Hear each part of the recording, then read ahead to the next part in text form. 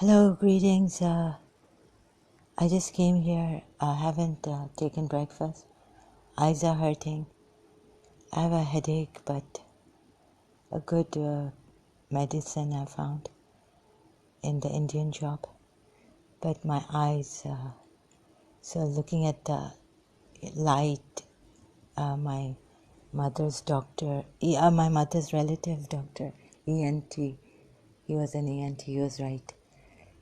I get these headaches when even working on the computer too much light and all. Anyways, I've got something important to share with you.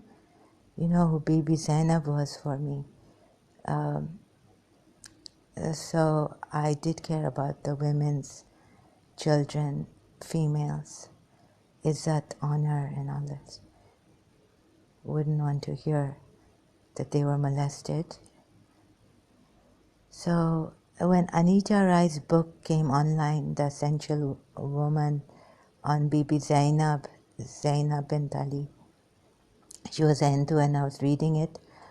I was like, oh my God, I was so overwhelmed, I cannot tell you, and shaking and trembling, and I couldn't, it was very difficult to read, but it was really, oh my God, and her back bent and all this.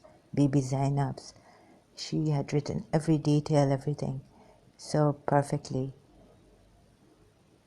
And you know, when my aunt told me about Bibi Zainab reaching Yazid's darbar, sitting there at the threshold door, and so Imam Zain al-Abidin asked her, Auntie, why are you now tired?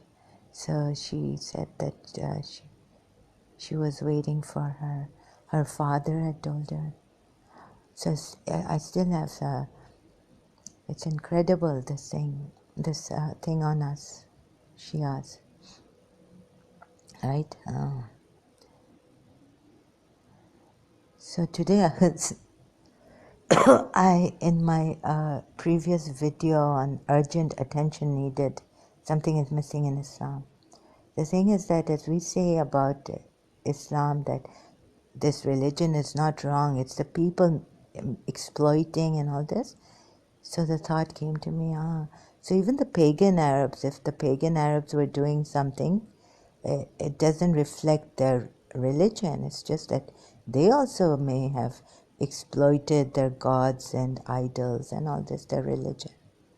So now somehow I have saved my logic, like saying that this is on one side as Shia, as a Muslim, believing in one God, and then thinking that why would these lovers of God, if you believe in God and you have a religion, either leave the religion and not to exploit this religion. So I've just saved the logic, and I can't explain properly how. Like pagan Arabs, we say that they were mischief makers and they didn't believe in one true God. That's why they were mischief makers, and they spread corruption a lot, and they were like fighting at the drop of the hat, pin, or things like that. Pin drop silence. Sorry, I'm using I'm terrible at using these quotes and what do you call them, motto. I've even forgotten my O-level English, to tell you the truth. So like fighting, nafsa nafsi, egocentric, very egocentric and all, and very jahil, like ruthless warriors.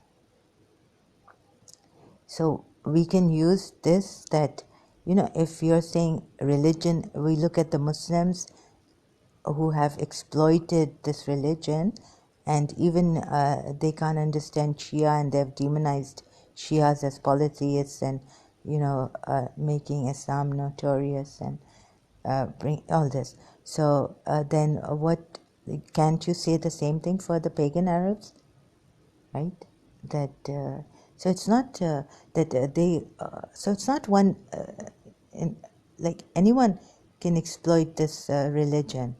So, believing in one God, we thought like some miracle will happen, and we will be like those true believers. And it should be like this.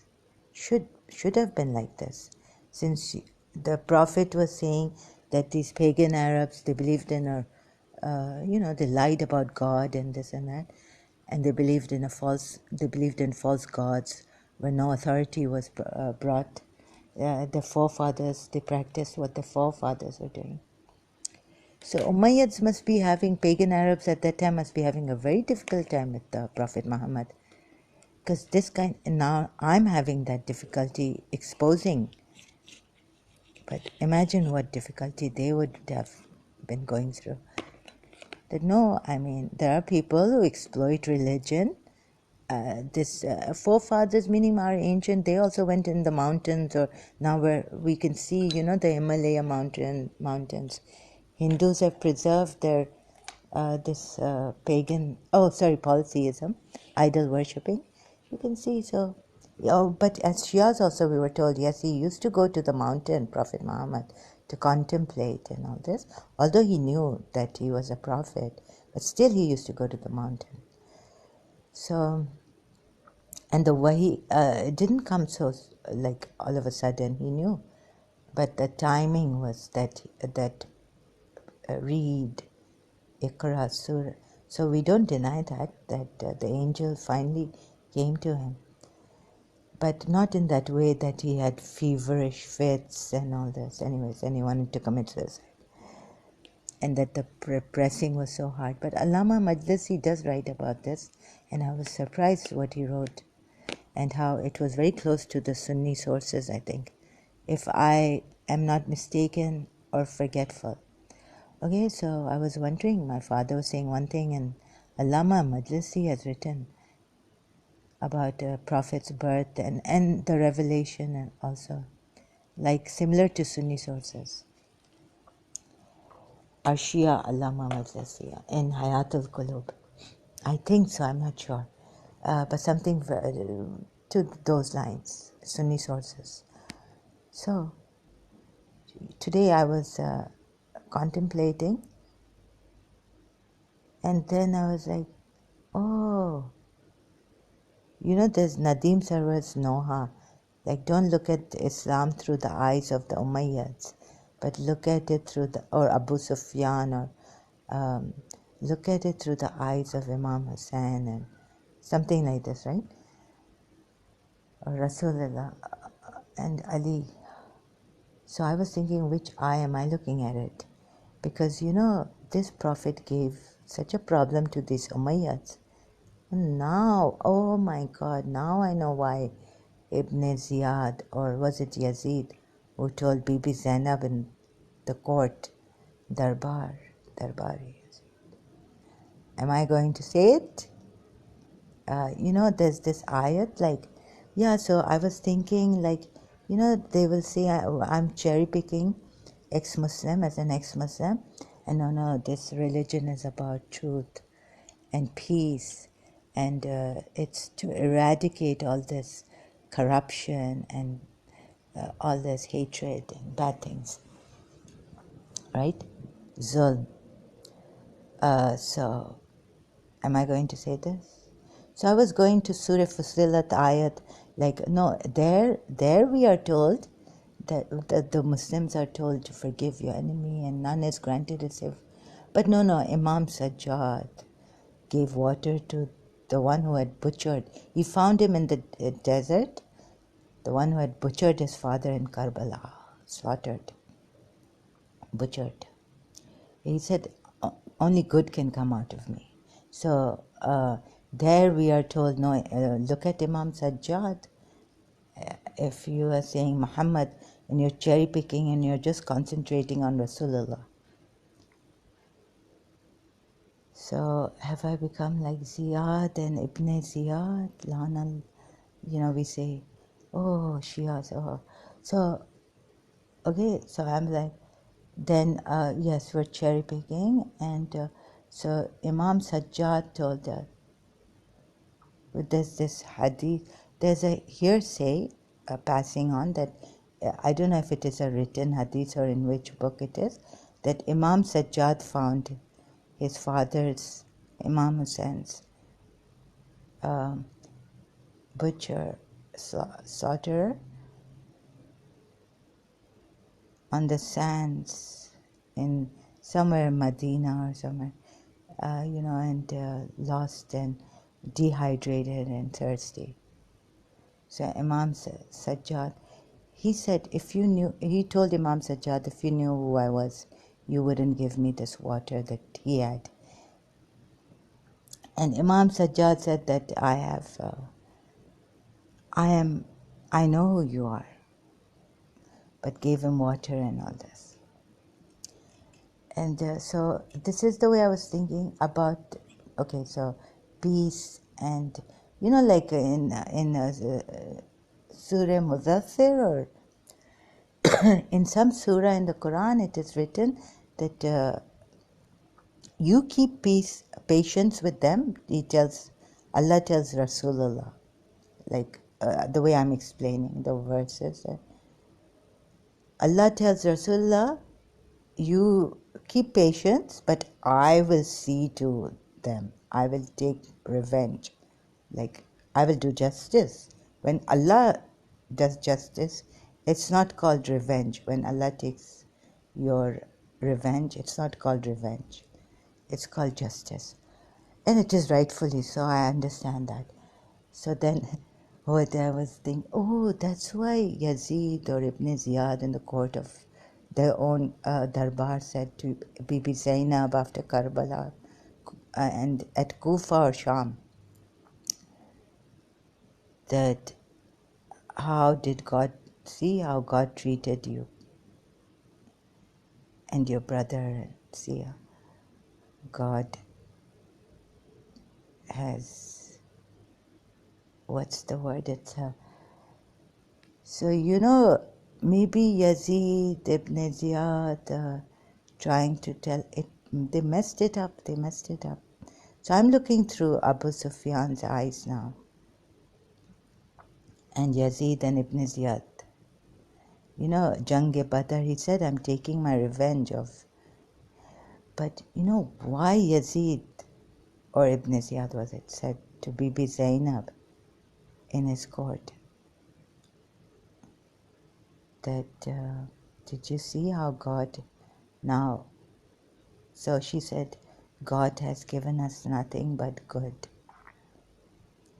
So it went there to that ayat where on one hand we're told that, Rasulullah is told by Allah in a Quran ayat that you keep patience, you bear patiently with beautiful patience. Or, there's another ayat, keep patience with beautiful patience. Do you get my point, what I'm trying to say? Tables have turned. The skies, my feet have left the ground. I'm upside down. So for you, like, I would need a person like Anita Rai to write this. So on the other hand, we're told that the Umayyads were trying to explain that he's a false prophet. Whoever went against him, he would kill and all this. And then in one of the surah, ayat comes that you bear patiently, their attacks and all this, verbal attacks and all that. Although Imam Ali was there to defend him if they were to go after his life. And he even fled we were told, from Makkah to Medina. So at one time God tells him in the Quran, you bear patiently, don't say anything to them, I'm Allah, I will take your revenge. I will get you justice. I will show them with my wrath and this, So that's why I've been contemplating on Yazid. That's why Yazid or Ibn Ziyad. I haven't gone now. I just rushed back to my mobile. It's fresh, so I wanted to share this because there's some mess up going on, which went on. But although I don't agree that, no, but why wouldn't I agree? You see, you kill unnecessarily, you're a false prophet, and then, you bring a Quran ayat saying that I will take care. And you're blaming them that they attacked you first and they are the aggressors and always attacking, and you are on the defense side. Oh. So let's contemplate on that.